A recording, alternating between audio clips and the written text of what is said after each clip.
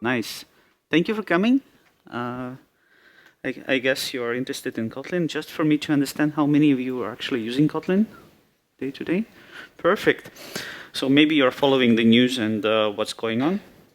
So this is like a news section. What's new in Kotlin and what's going to happen soon. Some selected interesting points that are going to be in Kotlin very soon. My name is Anton. I'm developer advocate in Kotlin team, and I come from Tallinn. So my flight yesterday was delayed a few hours, and I landed in London long after midnight. So don't judge me too much. I didn't have enough sleep today, so I might be losing some words. Okay, so what is Kotlin? If you remember, in 2011, it was announced as general-purpose statically typed object-oriented alternative JVM programming language with type inference. Type inference is a special thing here, as you see. Today, it's not such a unique feature in a language. Many languages feature type inference in one way or another, but in 2011, it wasn't a very common thing to have. I talk to people a lot and to Kotlin developers a lot, and I'm curious, genuinely curious why they choose Kotlin and what are the most favorite features that they have. Null safety, of course, is mentioned very often, and coroutines, and the thing that Kotlin can compile to multiple targets, and the syntax is the most emotional part of the things that the people usually mention. And I would normally ask people from the audience, like, what is your favorite feature and so on. But maybe we can vote here, like, null safety, is this the best feature in Kotlin or is it not? Yes, it is. Not too many of you. Syntax?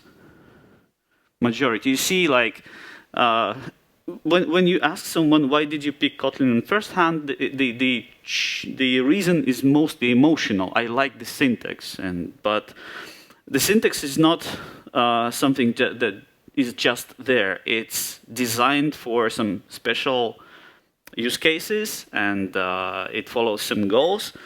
And one of those goals is conciseness, of course. Like, if you ask people, like, what do you like about the language and about the syntax, they mention conciseness, but it's not the primary feature. The primary feature is actually the safety of the language, the compiler infrastructure, the features or the capabilities that the syntax provides for you to write better programs. So write shorter programs is not a goal in its own. So since I will not have this dialogue right now, I thought I will be selfish today and talk about my favorite features first, and then we're going to see how they match with what is upcoming in Kotlin as well. So when Kotlin started, it was very easy to compare, right?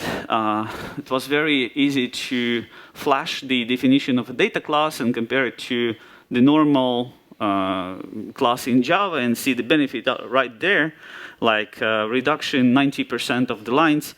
But today, Java has records, and the comparison is not so obvious.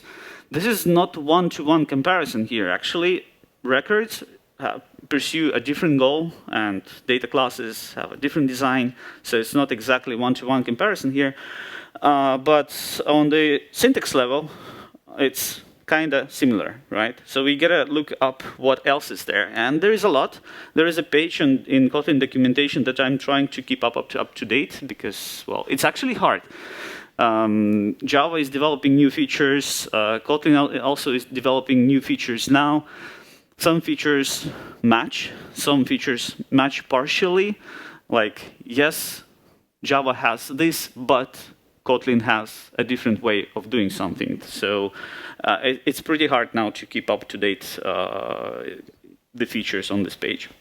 But you can look it up. It's pretty relevant. But let me talk about the features. So it was very easy to start with Kotlin, like from day one.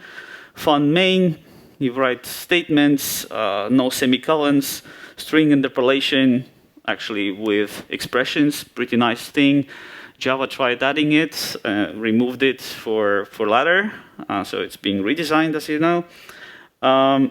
We have top-level functions. This is probably my favorite feature on syntax surface, because if you can have top-level functions, this one thing actually changes the way you write programs and structure them. You don't think about classes in the first place. You only start modeling something when you have to actually model the domain and scope things. But if you write programs, you think in functions and behavior. And those top-level functions can also be extension functions, meaning that we can better compose the functionality around some use cases. Single expression functions, well, this is something that is in works for Java as well, as you know.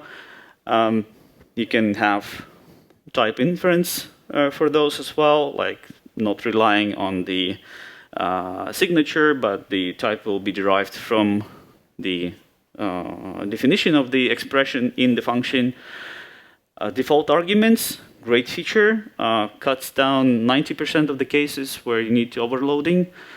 And without named parameters, actually, default arguments is not so usable. Actually, you need both of those language features to be present in order to make it like efficient for the real time, for the real use cases. So if you just add default values for the arguments, it's just not enough. Here we already see a convergence or a composition of two different language features that play well together and both needed. Trailing lambdas, minor thing, but actually changes the way we write, structure the code and approach defining method signatures, because then we tend to put the functional interfaces on, or lambdas or functional parameters to the last position in the function parameter list, so that we can write this block of code without the parentheses, so that it looks like a DSL, although Kotlin does not provide a language feature for DSLs. The DSLs are actually a convergence of multiple features used together.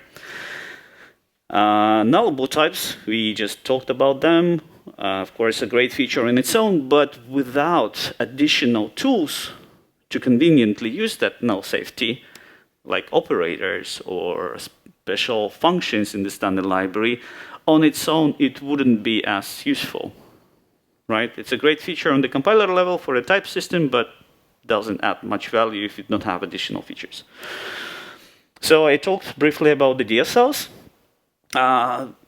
On its own, like, it has probably even a bad connotation historically, that in other languages only the DSL authors actually knew how to use them, especially if it's a dynamic language, or it can become overly complicated and then it's hard to maintain.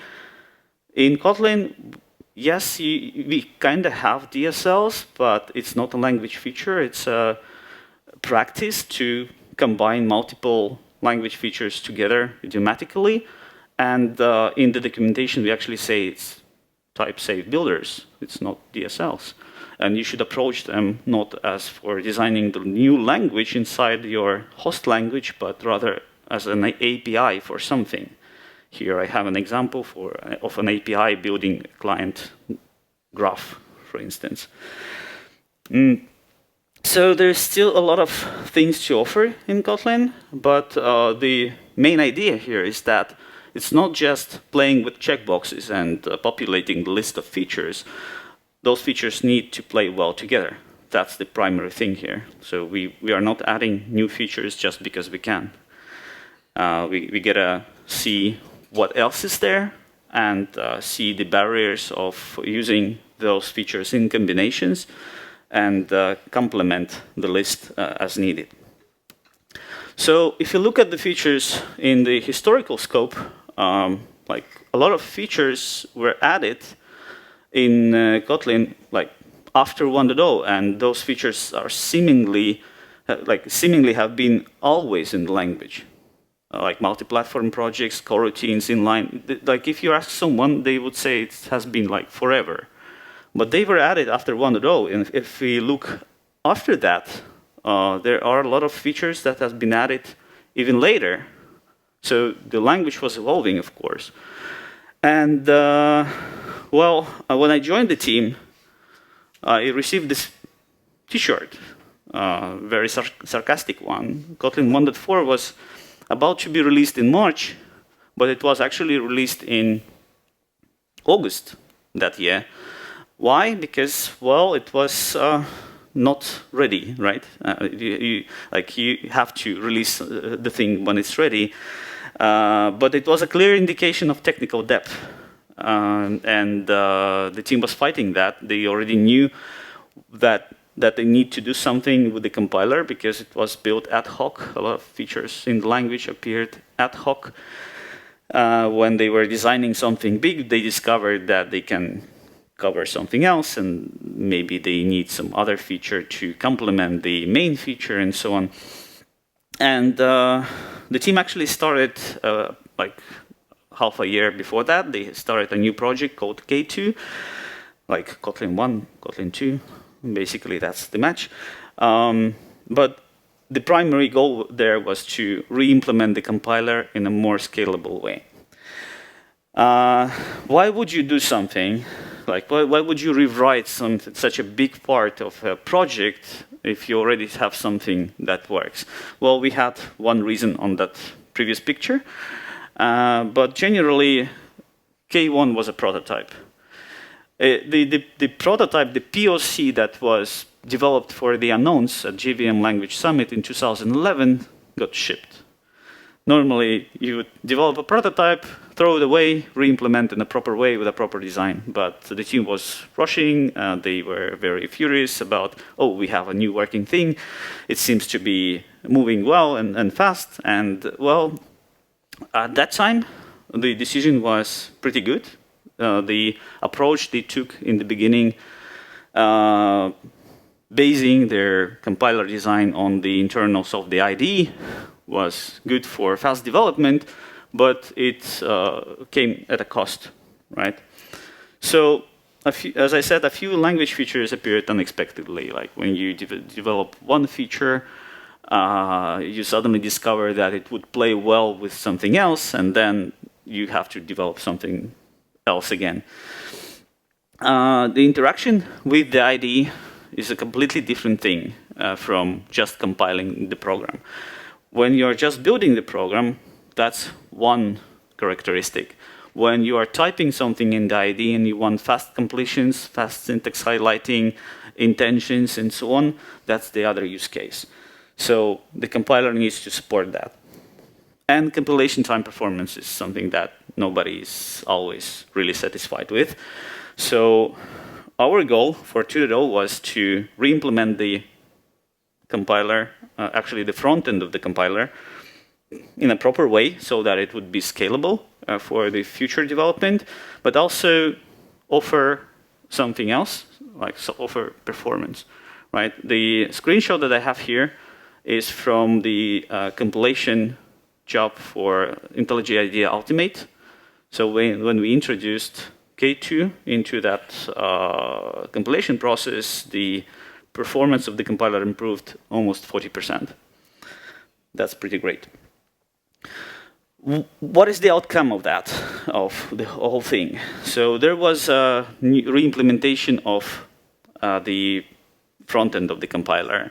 And now the front end actually produces an intermediate representation that for you as a user of the language of the compiler, it would be most natural to explain it so that it does desugaring. It converts some of the language constructs into an intermediate form that is fed into the next stage where the analysis engine would process it in a more smarter way. That was missing from the previous implementation of the compiler, and thanks to this, thanks to the introduction of this intermediate representation, we actually there was a side effect of fixing a number of small problems that existed before 2.0.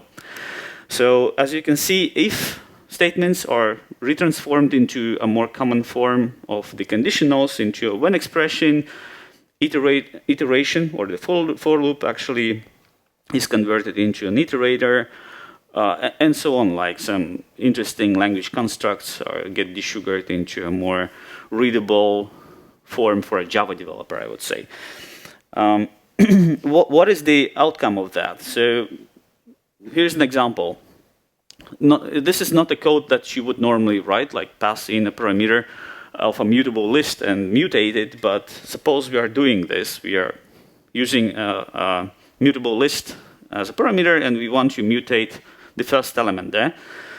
Here we are making an operation with a long, because that's a mutable list of longs, and an integer literal type. And that works, but if we replace this operation with an equivalent here, that just didn't work. It depends. It depends on the language if it's a correct way to handle this or not. But for the application level programming language, this is just simply impractical. It should allow for this kind of operations between the types, and it should be coherent with the previous implementation as well. So thanks to desugaring phase in 2.0, we actually desugar it to this kind of expression, and it just started to work. Same for more complicated expressions like this, like with nullability, when we box something and unbox something. So this kind of problems just disappeared. But more important that this control flow analysis engine introduced was an improvement for the smart casts. Before 2.0, smart casts were just a simple convenience, I would say, right? You all know about smart casts probably. So how did it look like? You would have a generic type like animal, any, and then you do an instance of check, which using the is operator, and then there is a smart cast happening in your IDE. Convenient, great, you don't have to cast the object yourself, but that was basically the whole thing that Kotlin had to offer. With the reintroduction of, or not reintroduction, rewrite of the compiler frontend and using the analysis engine, we can actually start extracting those checks, the type checks, the value checks even sometimes, into expressions, and then in 2.0 it just works. Because the variable that we just introduced now carries the semantic information, and the analysis engine can check at every stage what has been happening with this new variable. It actually works in much more complicated use cases. So for instance, here we have two expressions. First of all, the checking if the card, the object is a card. We can see that there is any type is first cast to a card type, and then later on the nullable string is actually converted to a normal string. But this is the place where I would like to ask you, how come like if the holder variable can be null, how come we actually can even call something on that reference? Should be a null pointer exception. Like if you're coming from Java, that's a like natural thing. Holder can be null, therefore invoking something on that can throw a null pointer exception. How can we actually override that in Kotlin and just use functions for null checking? Let's look at the definition.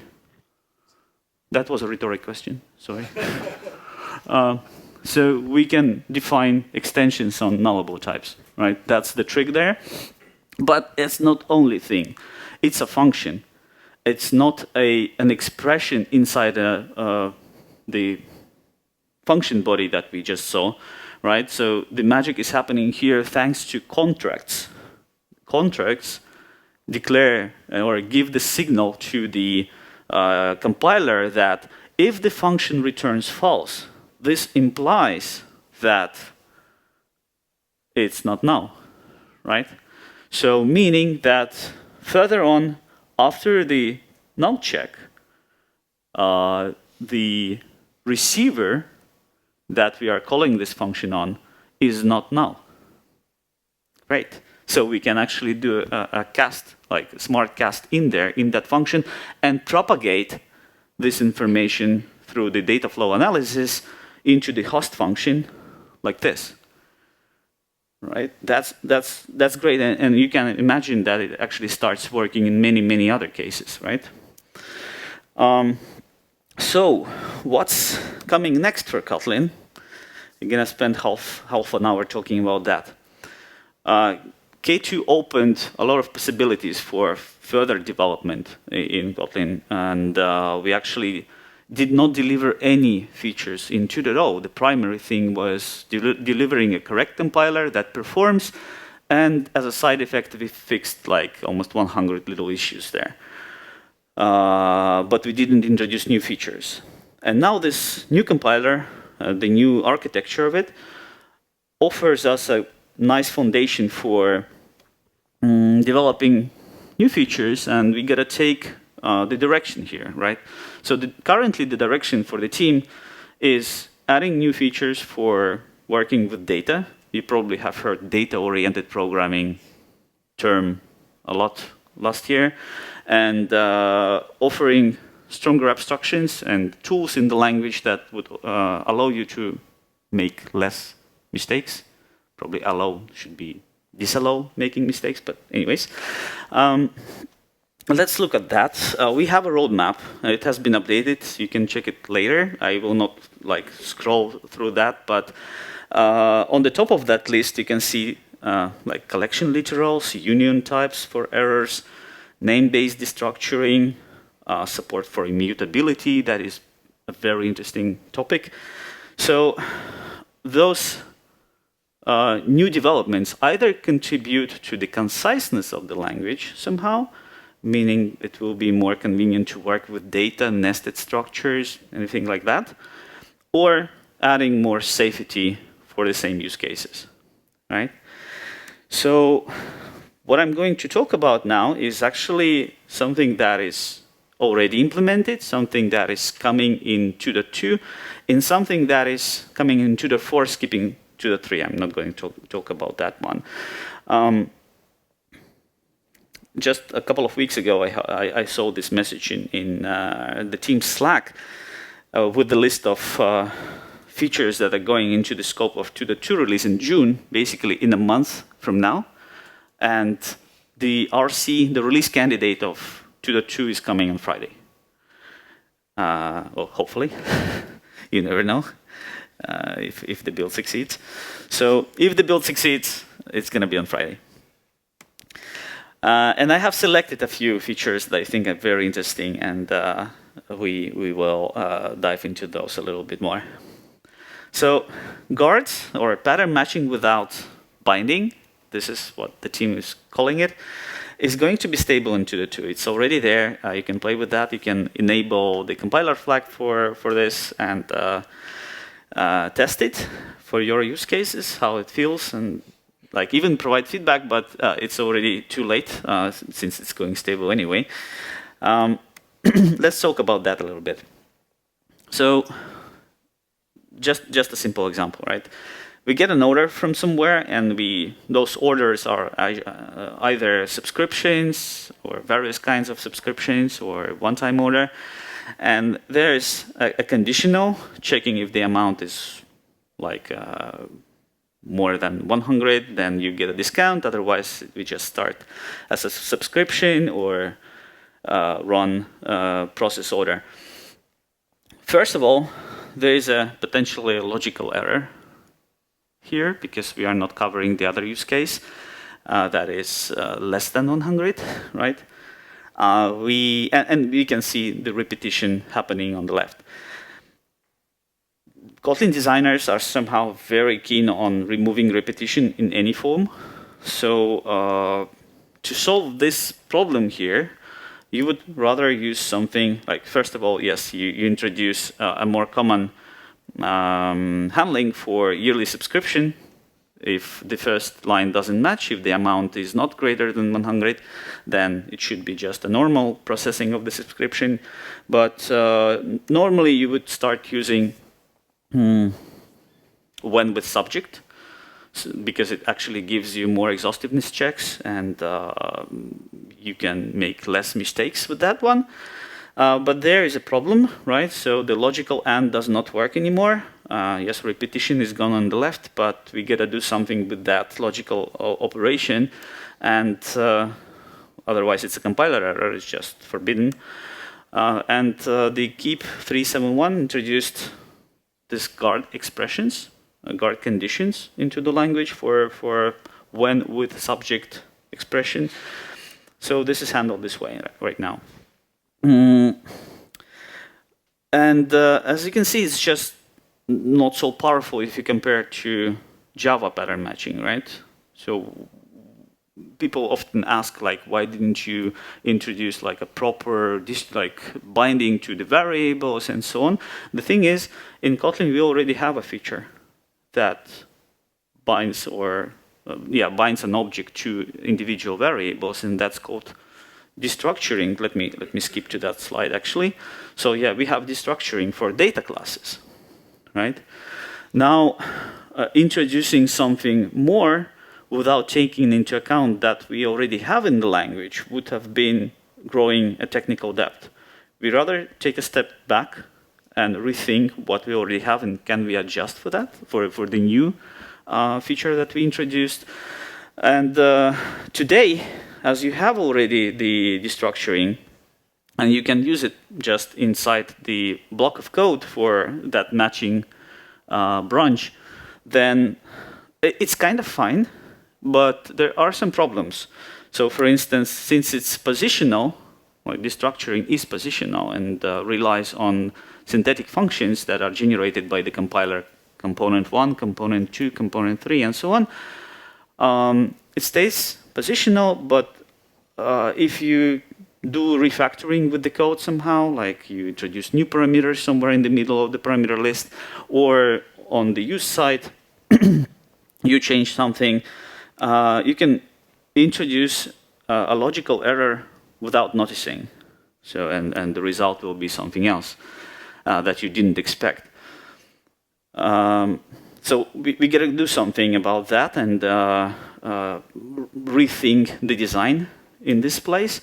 And so far, what should happen, like the team is thinking what should happen, is that if the name of the declared variable doesn't match that you have in the declaration of the class that you are destructuring, it should be either a warning or an error, rather an error in my mind. But we already have an existing syntax, existing semantics. You cannot just take a language and say, now the same syntax works differently. What should we do about that? So this will be like a very interesting exercise, but for a seemingly simple feature. First, there will be a new syntax introduced. So like you can compare that what it was. Now you just declare every variable like explicitly. And the name should match. So the new syntax and new semantics, right? And thanks to this, actually, we don't have to use data classes anymore.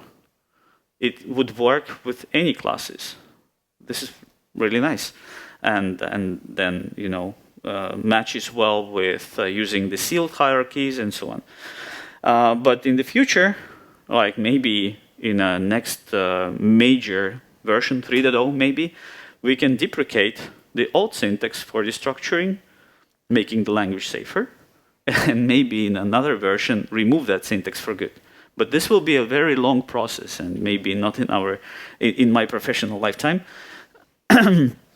and this syntax is what we're going to have for name-based destructuring in some time, and it's going to be experimental in 2.4, meaning in a year. Let's talk about another feature called context parameters that is coming now as a beta. So I told you one of my favorite features in Kotlin language is type-safe builders. Not a feature, but a combination.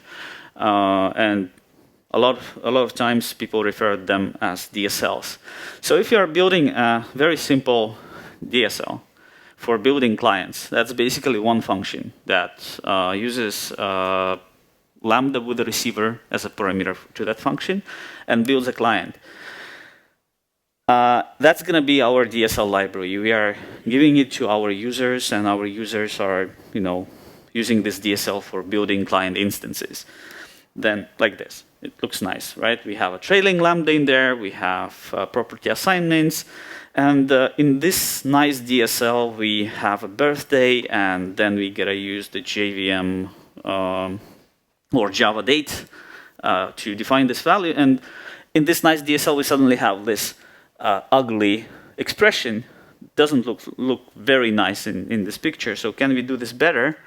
We can probably introduce something that would change the syntax and make it more readable, like a configuration, meaning that we are introducing an extension function that is an infix function that can allow us to omit the dot and the braces for the parameter, and it reads really fluent, right? 10th of March, 2000.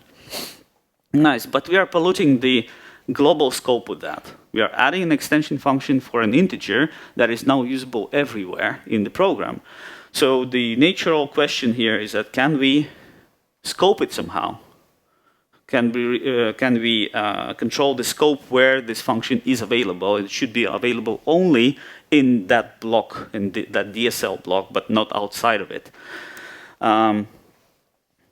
So the new feature that is called context parameters gives us this possibility. It gives us the control over the visibility of this new extension by requiring the special context. So here I'm saying that this new function is only available in the context of this client builder and nowhere else.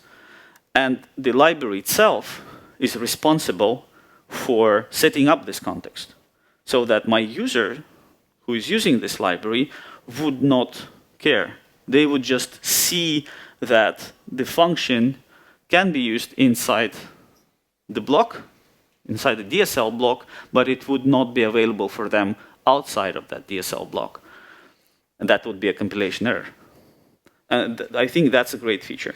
There are more use cases for context parameters. I can quickly show you another one inside my IDE that is sort of a very simplistic dependency injection use case.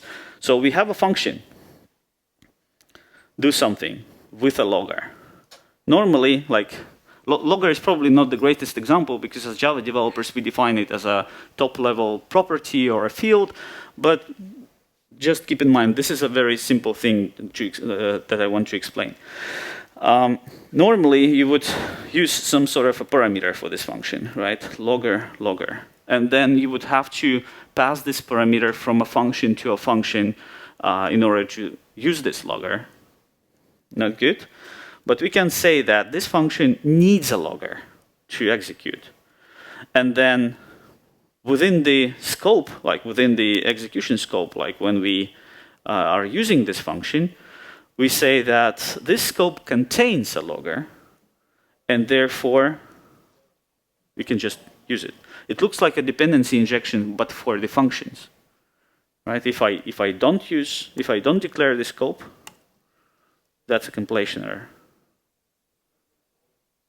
No context argument for the logger is found. And this way, I can set up my context and say, okay, this needs a logger, this needs a transaction manager, this needs, I don't know, some database context and so on. And I don't have to pass along all those arguments. And this approach makes my program more parameterizable so that I can not just declare a logger, an instance in a field, but I can set up my contexts the way I want, for the tests, for the production, there's a question. Is it compiled as a hidden Yes. Yeah. All right, that was a quick example. Let's talk about something that is hugely interesting, but is coming just in a year, not just in this release yet. Reach errors. We used to call them as union types for errors, but people expect something else. And therefore, now if you hear us talking about this, we call them reach errors instead. They're coming as experimental in 2.4, and it brings a new syntax for the language as well. So there will be like error class, error object, and so on. Let me demonstrate the whole idea with a toy example again, so that it'll be easy to understand. Kotlin has nulls, right? And a lot of times, null is just a good feature in Kotlin, actually, because it's checked by the compiler. It's in the type system. The compiler can warn you or tell you that you have to handle it if something returns null or something is null. And a lot of times, people are actually using nulls as errors. And here's an example. We have two functions, fetch user and parse user. So the fetch user function would go to the network, fetch some JSON. It might not fetch the JSON because of some problems, and then return a null. And then parse user function would have to parse the JSON and deserialize it into a user object, and it might not be a valid JSON, therefore it would return null, right?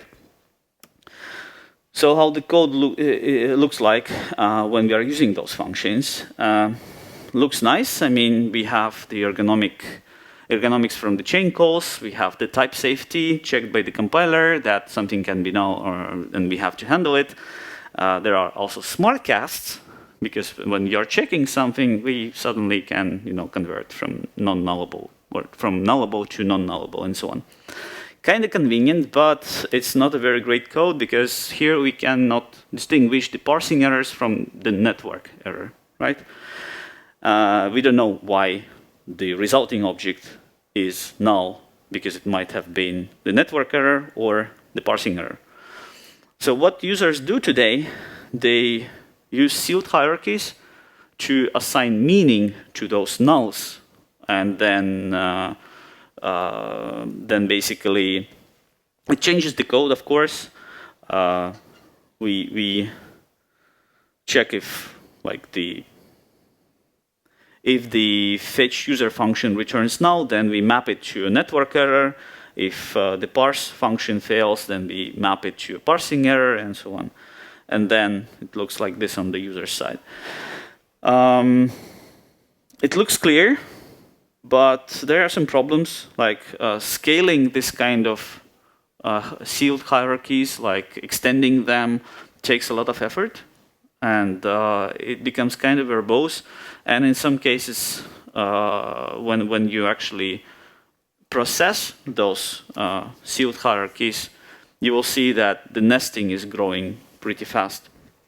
And this is something that the team wants to solve as well. Like when they see nesting, they think we gotta come up with a solution for that. Another approach is using the result type that we have in the standard library. It's much more extendable than the sealed classes approach, but it has its own cost as well, like verbosity. You lose the exhaustiveness check into an expression, so not really a greatest solution for large-scale problems. So let's take a step back and see what we can do here.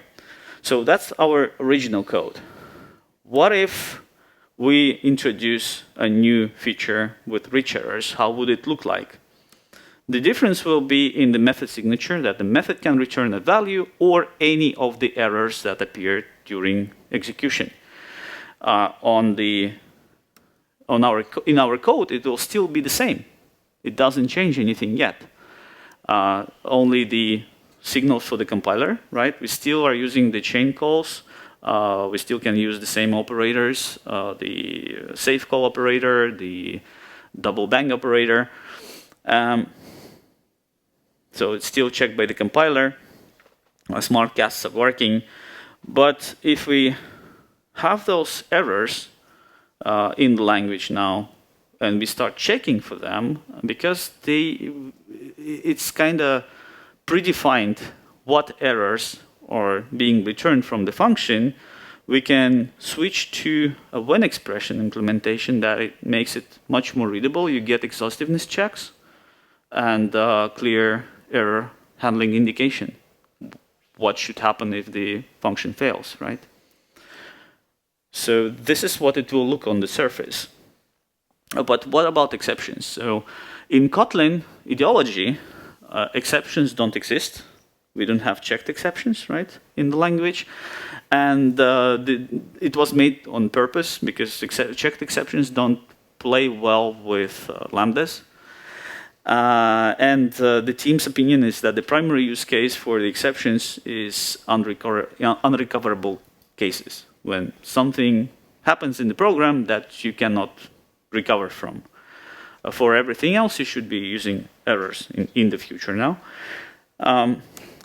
But the thing is, Kotlin is a JVM, runs on the JVM platform. It's interoperable with Java, and we have checked exceptions in Java, and we have to handle exceptions. It's very often that the Java library actually just throws exception when operation is failing. So there will be a standard library function for this kind of bridge or adapter, run catching with as error, that just converts to some error type.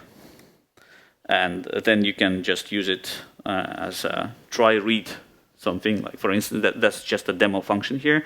Try read from the file, use this run catching as error function, and return an error instance. Right now, just a sanity check. Did you understand what reach errors are? They are not union types. They are just like types, but of a different type, let's say, type hierarchy branch. You will not use them as general purpose union types. You will not be able to declare a type that consists of multiple errors and so on.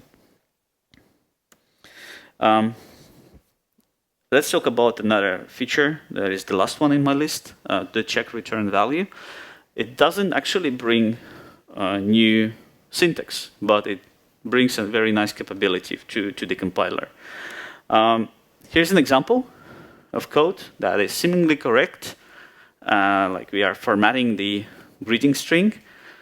If it's blank, we just greet the anonymous user. We check if there's a space, a white space in the name, and then do some transformations and so on. So there is some logic, and it's seemingly correct. There is no compiler errors, but if we execute it as is, we get an exception. Why is that? Because we just forgot to add a return statement into one of the branches. That's a stupid mistake, and it seems like contrived one, but this happens to best of us, like all the time, right?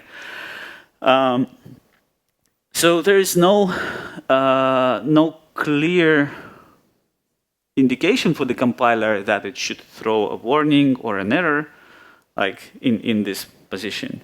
So what can we do about this one? Like, how can we improve the logical handling of the logical errors in the program so that it would be so that the compiler would be more supportive for this kind of use cases? I give you another example. Here's like a function that prints the two smallest numbers in the collection. It sorts the collection, the mutable list. It's mutable for the thing that like we were calling the sorted function, and then the internals should be sorted. Now we run this function, and we get 41 and 15. And if you look at the input, we have 4 and 2 that are definitely smaller than 41 and 15. How come? The thing is, like in the standard library, we have sorted and sort, and one of them is mutating in place, and the other one is returning a value. And there is no indication that something incorrect happened, like your expectation was a different one. So the solution would be this one, right? Replace the function. So what those two examples have in common is that both of the times we are not checking the return value of the statement or the invocation or whatever was written there. So any ideas how to prevent this? Well, we can report all the unused values in the program. Do you see any problems with that? There will be a lot of false positives. There will be a lot of false positives. It will be just a long list of things that is not just practical to check. So there are like many examples where checking for the return value just doesn't make sense. So what is the solution in the industry right now is using some linters or special annotations for checking for this kind of situations, and like detect is providing that, error prone is providing that. But we can introduce that into the compiler. So in 2.2, by default, the standard library functions and the core library functions will be marked with this annotation, and the compiler will check if the return value is actually used after the invocation. It will be an opt-in feature into the 2, and the next steps are to make it default for more libraries and for the application code as well. Right. So this was the list of features I wanted to cover here right now. On Friday, there will be a release candidate of 2.2. There is more features that you will discover, and we will make videos about that. The release is coming in June, like in a month from now. And just to summarize what we have coming, like what we have seen, 2.0 enabled us to deliver more interesting features, like more compiler capabilities to build like safety features into the language. More things are coming for working with data, and there are more stronger abstractions that are coming for library developers. So context parameters, for instance, is a great feature for library developers. You want the users of your library to safely use your library and not to make mistakes, right? And there is more of that coming in the future releases. So if you liked it or you want to give me a feedback, please do. There is a QR code for this. And thank you for coming, and have a great rest of the conference. Thank you.